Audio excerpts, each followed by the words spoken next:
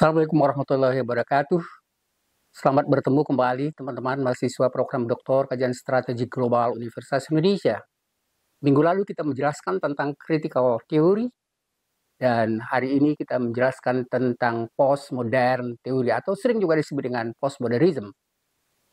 Postmodern theory itu sebenarnya itu lahir setelah setelah Perang Dunia Kedua. Ingat, Perang Dunia Kedua itu menimbulkan banyak masalah, ya. Jadi masalah misalnya seperti kita lihat sebelumnya mungkin sudah dijelaskan sedikit pada pemikiran postmodern theory itu, dan permasalahan yang sifatnya kompleks, ya. Jadi satu masalah yang berkaitan satu sama lain, dan kalau tidak salah ini saya jelaskan tentang ketika kita membicarakan tentang tentang kuliah sebelumnya. Tapi pada Perang Dunia Kedua, misalnya jelas sekali bahwa beberapa kota-kota besar, misalnya seperti Hiroshima, Nagasaki, dan juga misalnya beberapa kota di Eropa seperti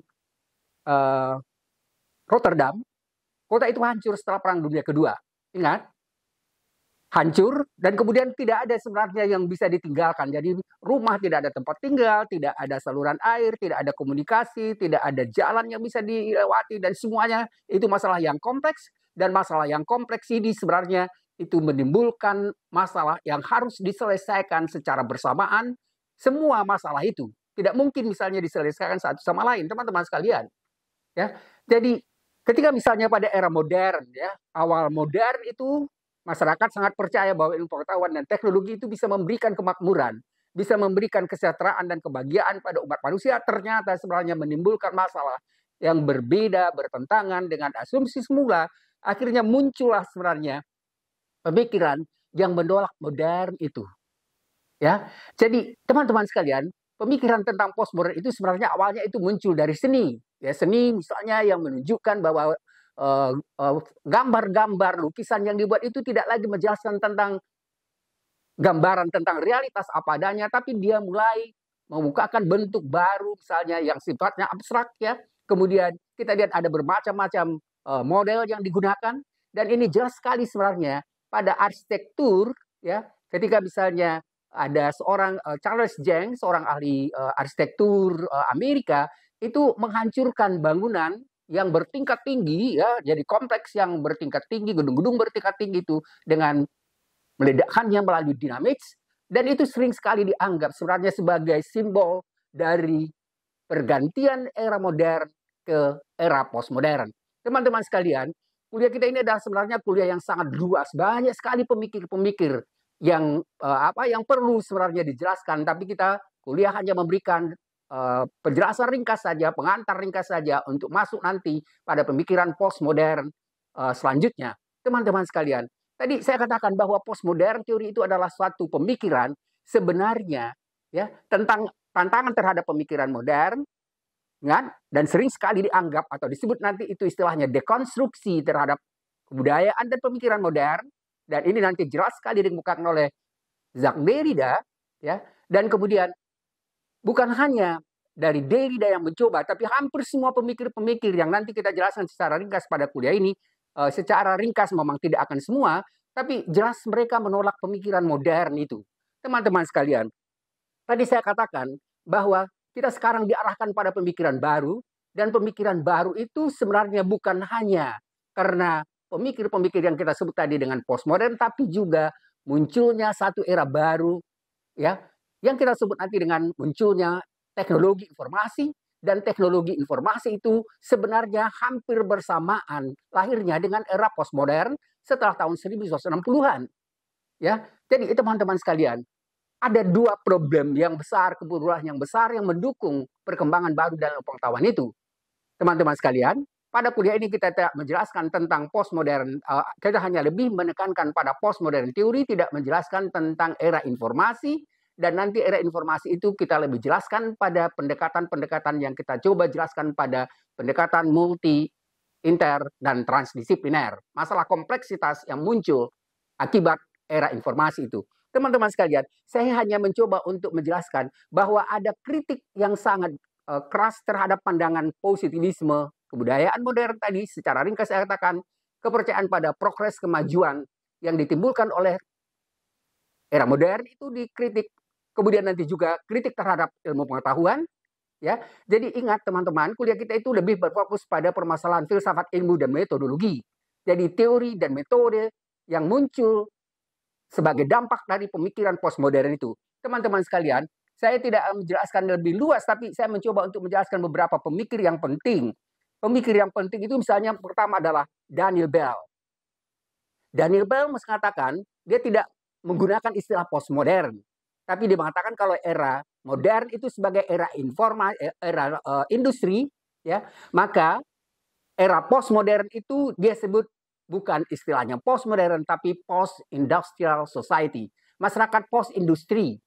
Dia menjelaskan bahwa masyarakat post-industri ini sebenarnya berbeda dengan masyarakat modern, karena pada era industri itu sebenarnya yang diperlukan adalah pekerja-pekerja, katakan misalnya pabrik, pekerja ini. Sementara begitu masuk pada era post-industri, di situ yang diperlukan adalah pekerja pelayanan jasa.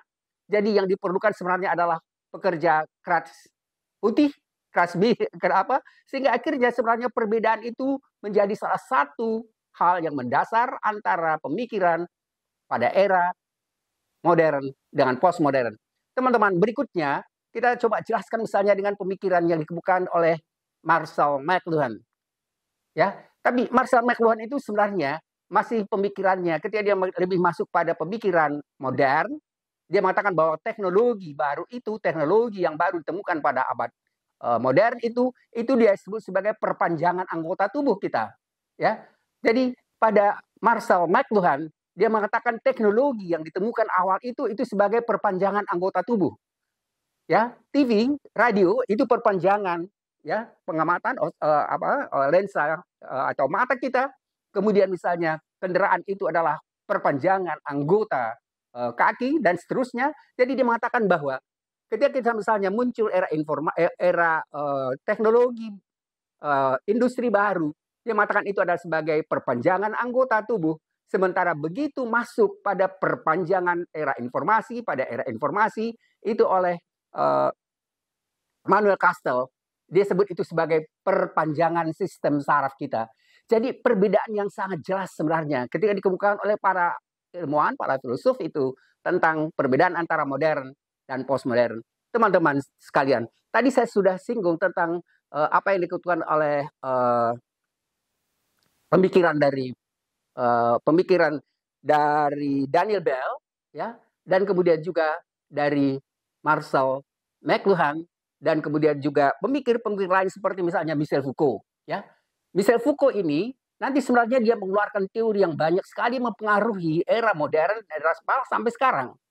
Saya hanya mengukakan beberapa yang paling penting. Yang pertama sekali dia mengukakan tentang apa yang disebut dengan ya hubungan antara ilmu pengetahuan, kuasa, dan kebenaran.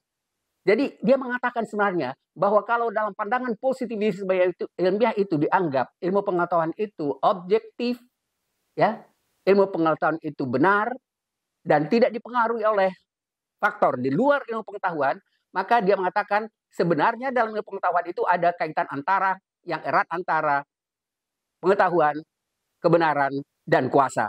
Sering sekali misalnya di dalam dunia akademis, kuasa itu misalnya kuasa profesor itu lebih menentukan kebenaran.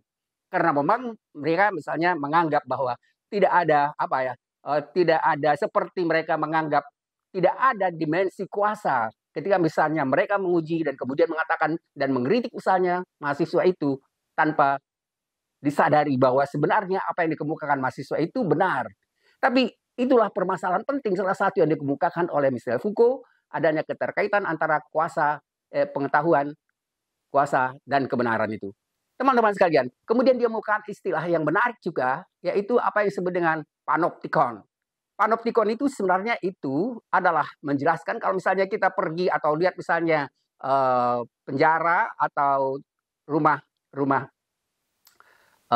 tahanan yang lama, itu biasanya di tengah bangunan itu, di tengah di tengah penjara itu ada bangunan tinggi.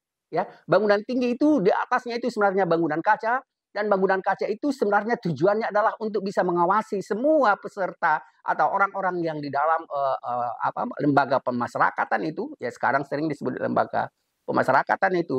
Dan ya, itu sebagai alat sebenarnya untuk mengawasi para orang-orang yang ada di penjara, ya di dalam lembaga pemasyarakatan. Dan sekarang justru sebenarnya panoptikon itu berubah menjadi panoptikon baru, di mana teknologi itu dijadikan sebagai alat panoptikon yang bisa menguasai kita bukan hanya dalam waktu atau dalam jarak yang tapi misalnya secara global. Teman-teman sekalian, jadi tadi saya sudah kemukakan misalnya pemikiran dari Michel Foucault, kemudian jadi Jacques Derrida. Jacques Derrida itu sebenarnya lebih kita jelaskan nanti tentang metode dekonstruksinya. Ya, jadi kalau misalnya pada pemikiran Michel Foucault, ya, metode yang sering kita kemukakan, yang kita perlukan dari Michel Foucault itu adalah apa yang disebut critical discourse analysis, ya, analisis wacana kritis. Ya, itu sebenarnya pengembangan dari pemikiran Michel Foucault. Dan kemudian ada yang kita sebut nanti pemikiran yang sangat menarik adalah Jean Baudrillard.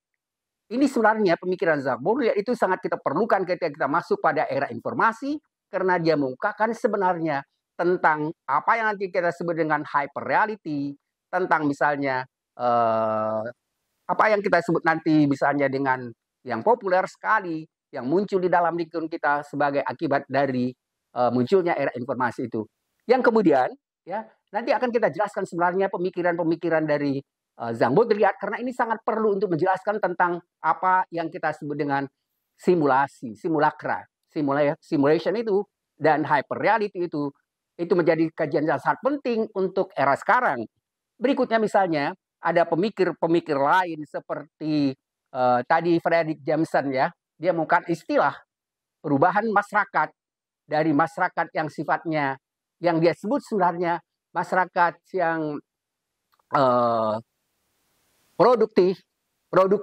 era produksi, kemudian berubah menjadi era consumer society.